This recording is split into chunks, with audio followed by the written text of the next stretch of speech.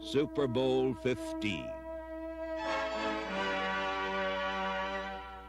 After 20 years, the Philadelphia Eagles return to the World Championship game.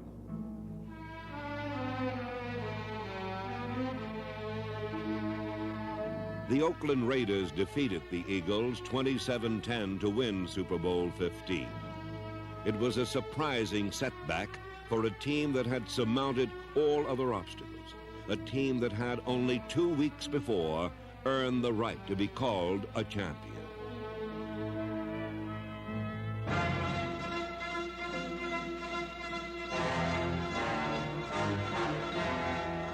When the Eagles defeated the Dallas Cowboys, they won the NFC title and wiped out 2 decades of dreadful memories. Jaworski gives off inside, heading with Montgomery up the right side. To 30, 25, 20, touchdown! Herbert Montgomery! In just 5 years, the Eagles had gone from patsy to powerhouse, a remarkable achievement by a group of remarkable men.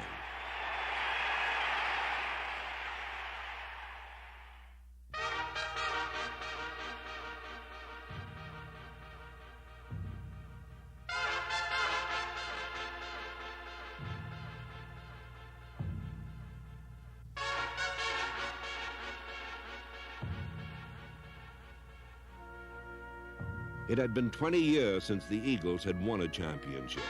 That joyous day at Franklin Field had long since faded into years of cruel jokes, dashed hopes, and empty Januaries.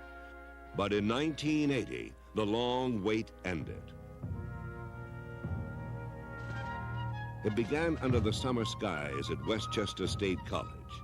Coach Dick Vermeil and his staff ran the toughest training camp in the league. But it was just the kind of program that could propel a team towards a title. That's it, good. Good job. That's it. Now, we won't get a second chance. Ball game Friday night, we got to do it right. Tempo's starting to sag. Some people starting to feel sorry for themselves a little bit out here. And I told you, no coaches are going to feel sorry for you. Get to them, Leroy. You're going to have to be quicker than that. That's not quick enough. That's it, that's it, that's it, that's it. All right, that's it. That's it, that's it. Okay, all right. Leroy, looks good, looks good. We come out of training camp with Coach Vermeil, and the team is ready to play football. We go in through 6 weeks of double days right through the end, and we come out of training camp, it's like turning the Indians loose. Right from the first week, the Eagles won. But what surprised everyone was the manner in which they did it. A previously conservative offense suddenly became the league's most daring attack. By combining varied formations with creative play calling, the Eagle offense could match any team, razzle for dazzle.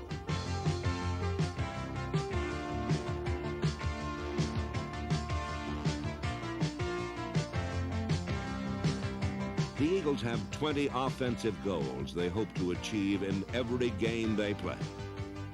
In the early weeks of 1980, they met or surpassed them all. Every time the Eagles reached their opponent's 20-yard line, they scored. They averaged 35 points a game, and the key to all this offense was deception. By shifting their running backs and changing formations, the Eagles confused opposing defenses, giving them so many looks that by the time the play was in progress, bewildered defenders were hopelessly out of position.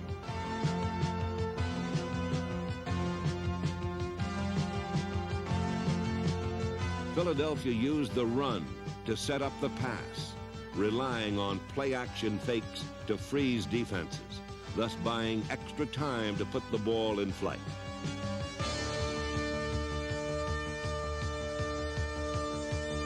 When Dick Vermeil was carried off the field in Minnesota, some critics sniffed that few championships had ever been won in September. But even this early, the players could sense that 1980 would be a special year.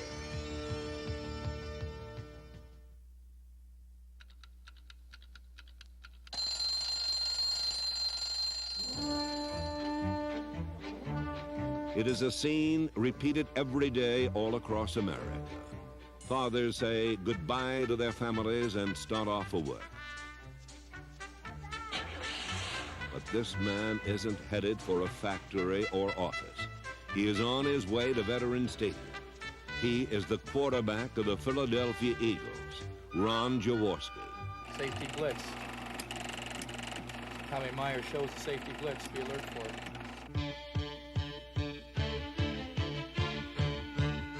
In 1980, Ron Jaworski was the best quarterback in professional football.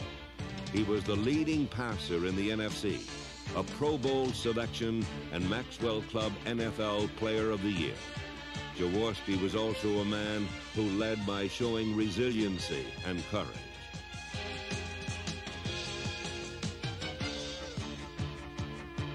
Jaworski won many honors in 1980, but it was his ability to absorb punishment that carried him far beyond the boundaries of talent. Jaworski's durability meant as much to the team as did his skill for executing the Eagle offense.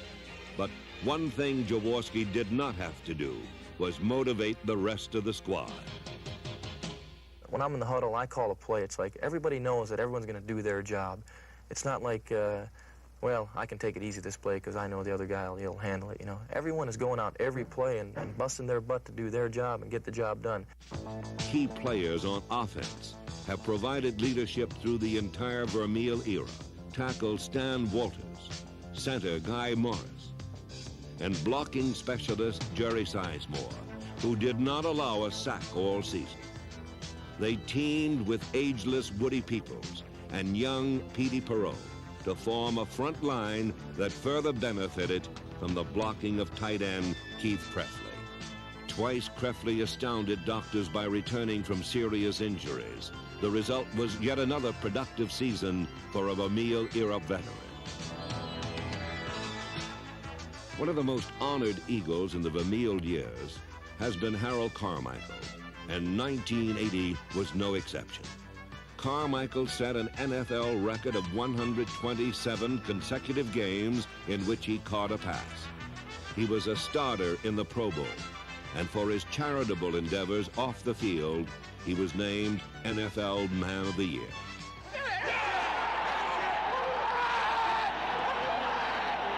'80 was also the year Philadelphia fans rediscovered a forgotten treasure.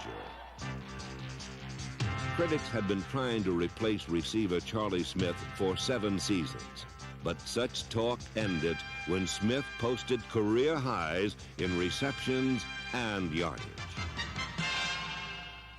Running back Wilbert Montgomery has never been anything but a star to Eagle fans, and in 1980, he further ensured their loyalty by leading the team in rushing and receiving, despite a series of nagging injuries. The popular theory has always been, lose Wilbert and kiss the playoffs goodbye. The Eagles happily proved otherwise. Montgomery missed 4 games during the season, and the Eagles won them all. They did it with depth, a commodity many thought the Eagles lacked. Players like Billy Campfield and rookie Perry Harrington, number 35, came off the bench to make big plays in Montgomery's absence.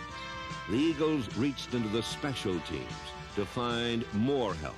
Number 33, Louis Jamona, is Dick Vermeil's nephew, but he plays like he's within an inch of being cut from the squad. Giamona will do anything to win, and in 1980, he did a little of everything to win.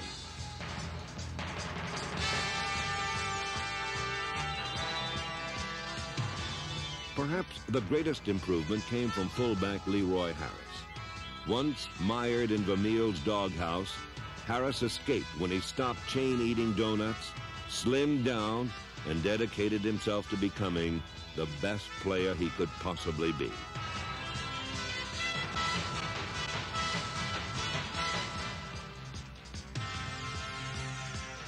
The Philadelphia Eagles offense, a unit loaded with the character people it would take to become a champion.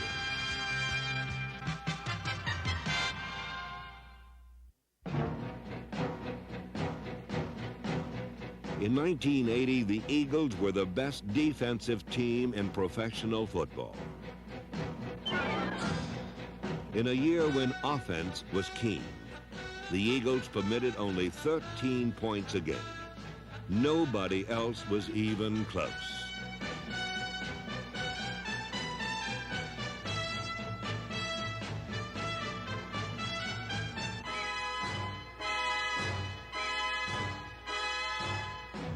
No one ruined a run like the Eagles' defense.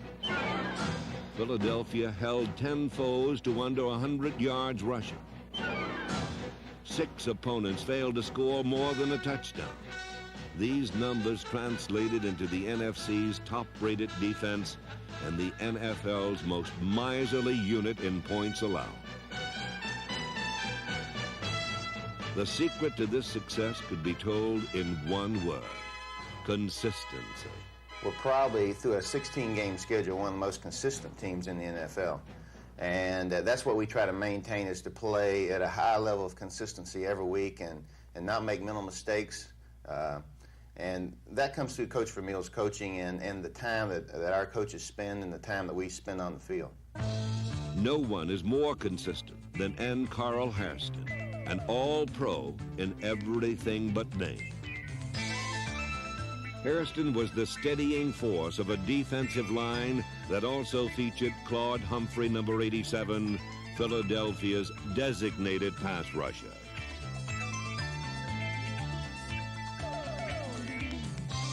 Humphrey shared time with Dennis Bigfoot Harrison, who recorded 9 sacks of his own in his first season as a starter.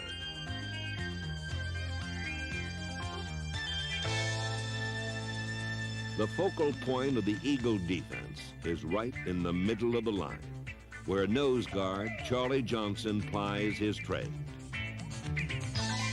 For the second straight year, Johnson was an all-pro. He gained further notoriety with 3 interceptions, an amazing total since he gives way to Ken Clark on passing downs. The nose guard is the game's toughest position, but it is where Charlie Johnson thrives. I wouldn't give it up. I wouldn't play any other position. That's my job, and I like it. I really do. That's what a 30 defense is to have a good nose guard, a good solid nose guard inside where he can take the pressure off the linebackers and tie up 2 blockers and let the linebackers run free and make the hits. Bill Berge, John Bunting, Frank the Master, Jerry Robbins. Try to think of a better group of linebackers in the National Football League. You can't.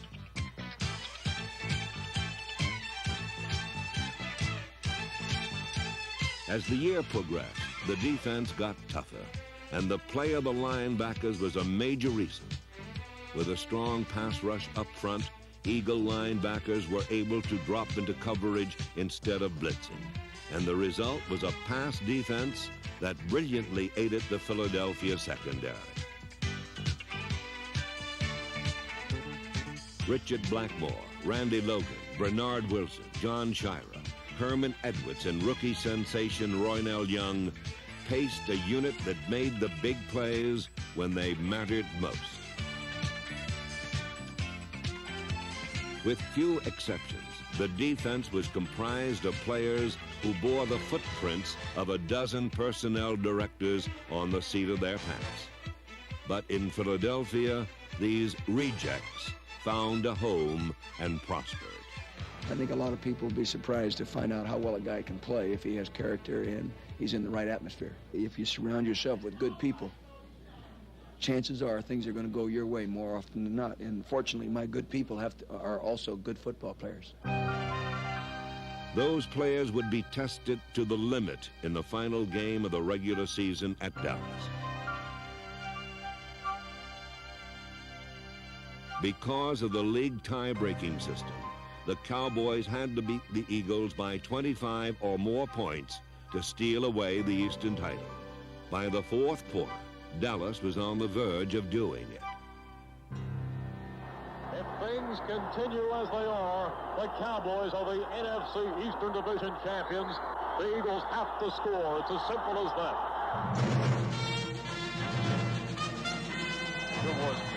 He floats the pass down the far side. The pass is caught. There's a touchdown. Floyd Parker just made a miraculous play. First and goal. It's a handoff to Montgomery. Cuts inside in for a touchdown. And that's going to seal up the title. The Eagles lost the battle but won the war. Loyal soldiers like Walters, Crefley, LeMaster, and Smith had at last earned a distinction long hoped for but never realized. They were champions. To be able to call Sizemore a champion, to be able to call Bill Berge a champion, All right. Randy Logan, John Bunning, the guys that have been here all 5 years, Carl Hairston, this guy right behind me, Guy Morris. To be able to call you guys a champion, it's the greatest thrill I've ever had in coaching. And thank you for what you've done for me. In the first round of the playoffs against the Vikings, the Philly fans had their game faces on. But on the field, it seemed as if someone else was masquerading as the Eagles.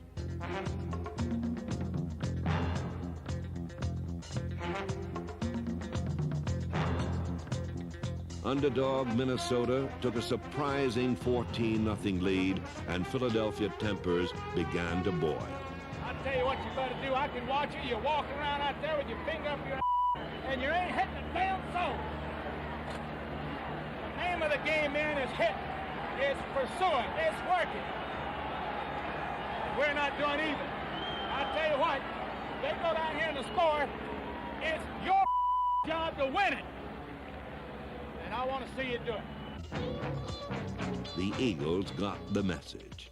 The comeback began with a big play from the special teams, a fumble recovery that opened the floodgates to a turnover tidal wave.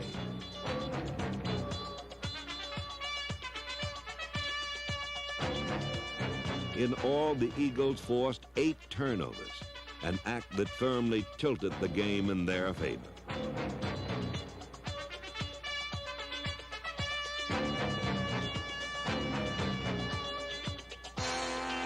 While the Viking offense played giveaway, the Eagle offense scored touchdowns.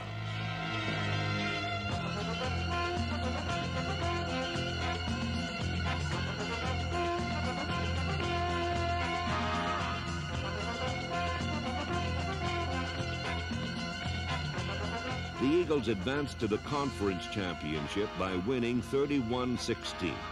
Once more, the players carried Vermeil off the field. But this time, there were no objections. The Eagles celebrated their victory with a game ball for team owner Leonard Toews. And while they savored the win, the fans outside issued a championship challenge. We want Dallas! Dallas! We hate you! Dallas! Right here! At the vet!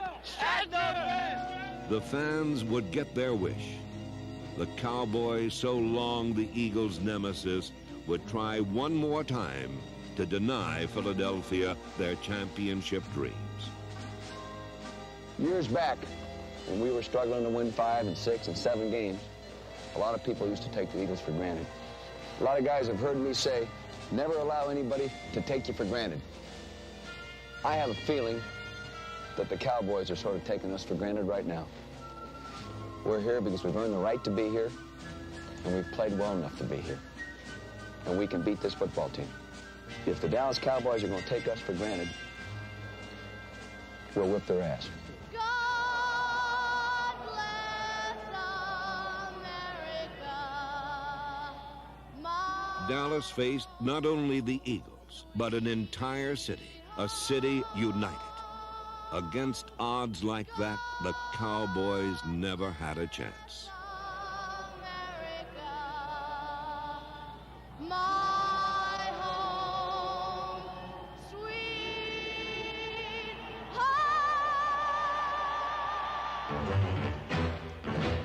Philadelphia's Doc Wallopers punched holes in the Cowboys' sophisticated offense. It was like a wrecking ball loosed in the Louvre.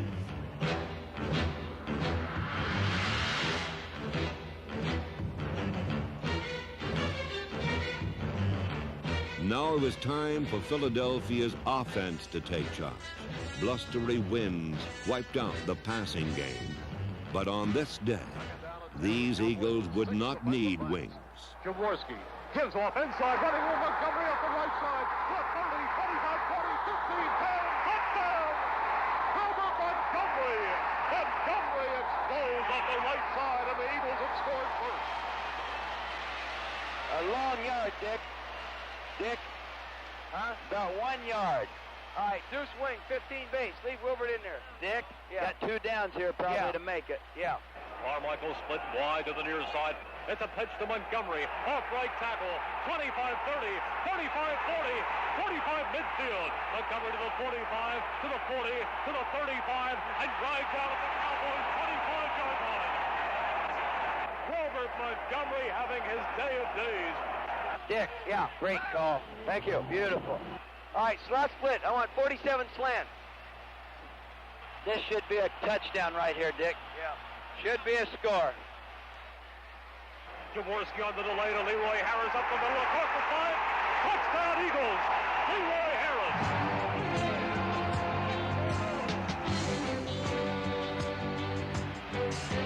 3 going to New Orleans. I'll tell you where you're going. You're going to the Super Bowl. No, he's going to the Super Bowl is where he's going.